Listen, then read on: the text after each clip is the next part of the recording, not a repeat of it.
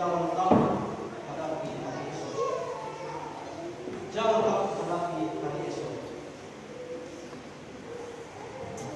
Bapak Ibu yang sangat berbahagia dalam Tuhan, berita-berita yang mengerikan hampir setiap kali dan setiap hari kita dengar. Ada anak membunuh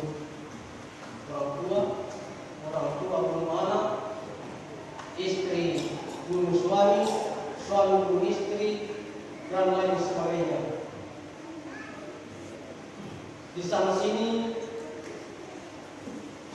ada gempa bumi, tanah longsor, banjir, dan masih banyak lagi berita-berita yang membuat kita agak khawatir.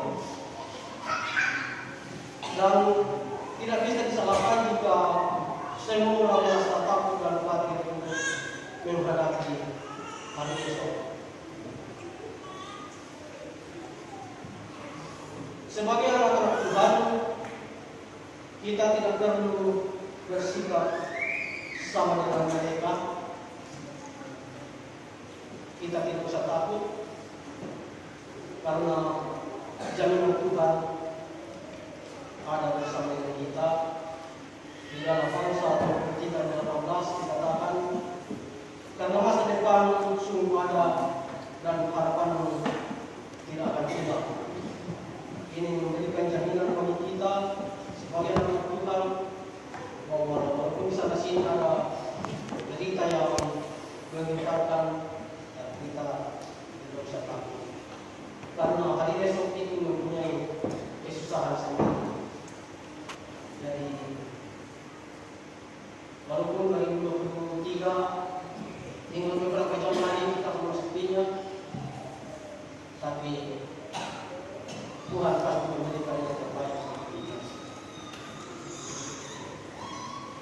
Karena itu kita tidak perlu disibukkan dengan memikirkan keadaan besok, dengan ditangisi oleh berbagai hal yang membuat kita takut dan khawatir.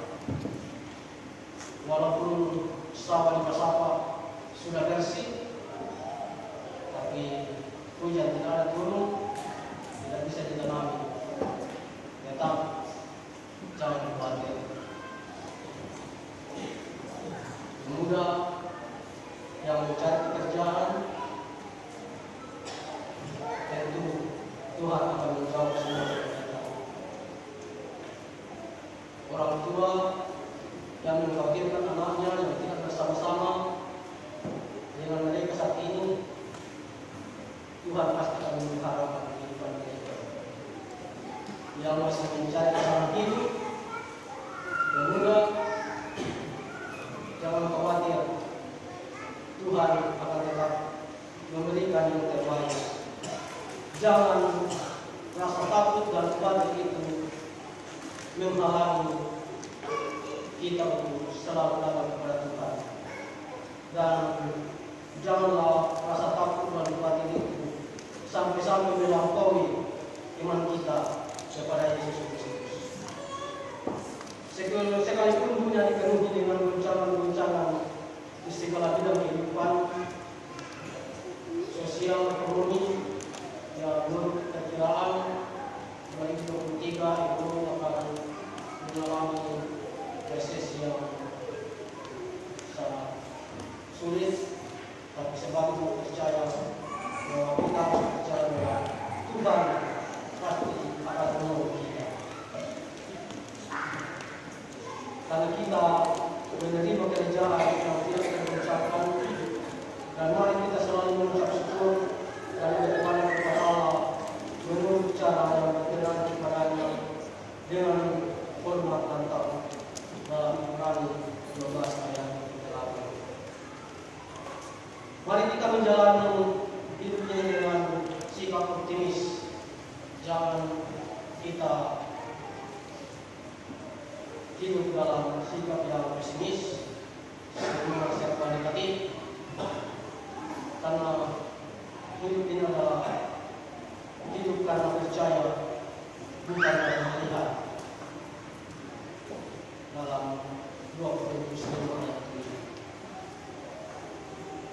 kita percaya berarti melangkah dengan iman, karena kita bukan lagi mengandalkan kekuatan kita sendiri, melainkan mengandalkan Tuhan dan berserah kepada pimpinannya.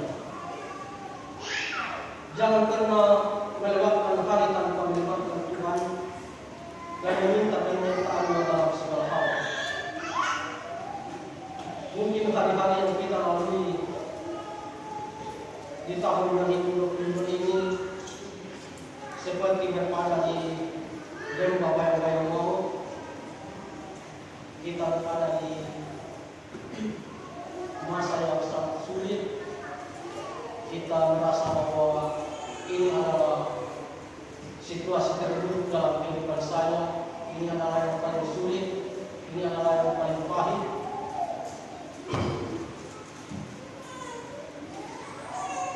Kita tidak perlu takut, karena Tuhan bersama dengan kita.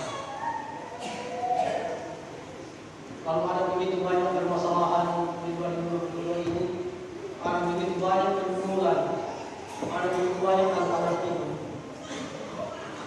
Mazmur 23 mengatakan, sekalipun aku berjalan dalam lembah kegelapan, aku tidak takut bahaya, sebab Engkau besertaku. Gadamu dan tongkatmu itulah yang menghibur. Bapak Ibu yang selamat dari Tuhan, kehidupan kita ini ibarat sebuah sepeda motor. Motor tidak pernah berjalan mundur, tetapi akan tetap maju. Motor dilengkapi dengan kaca spion. Gunanya ketika kita akan melalui kendaraan di depan atau kita akan masuk di tikungan, sekali-sekali kita melihat kaca spion untuk melihat apakah tidak ada bahaya dari belakang. Ya, mudah-mudahan di 2023 akan datang, ambil juga bisa di motor supaya tahu bagaimana melihat kaca spion. Tapi jangan terus melihat kaca spion, karena dengan kecepatan tinggi, dengan terus melihat kaca spion tanpa melihat jalan di depan, ya kemungkinan akan melewati jalan yang lain. Begitu juga dengan kehidupan kita. Ketika kita sudah berjalan, jangan kita hanya melihat masa lampau, jangan kita berpusat apa yang sudah kita lakukan, jangan kita memikirkan apa yang sudah terjadi di 2022 ini yang begitu pahit, yang begitu gelap, tapi kita jadikan itu sebagai patokan atau sebagai acuan untuk mengubah dan lebih memberikan kita arah-arah yang baik di masa yang akan datang di 2023.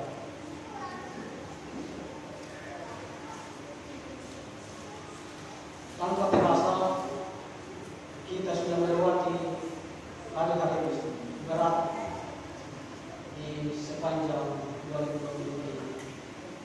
Tanpa penyertaan Tuhan, kita tidak akan pernah sampai di hari ini. Karena itu, tetaplah mengucap syukur di segala keadaan. Mari kita sama-sama pergantian tahun baru ini dengan memiliki tekad untuk hidup berbuat yang lebih baik. Kalau kita sudah berbuat baik di 2022 ini, kita tingkatkan menjadi lebih baik. Dengan demikian, Allah akan memperhitungkan apa yang kita berbuat. Jangan lagi bermain dengan dosa, sebab Tuhan pasti akan membuat perbedaan. Saya ulang, jangan lagi bermain dengan dosa, sebab Tuhan akan membuat perbedaan antara orang benar dengan orang fasik. Diberkatilah orang yang mengenalkan Tuhan, yang mengenalkan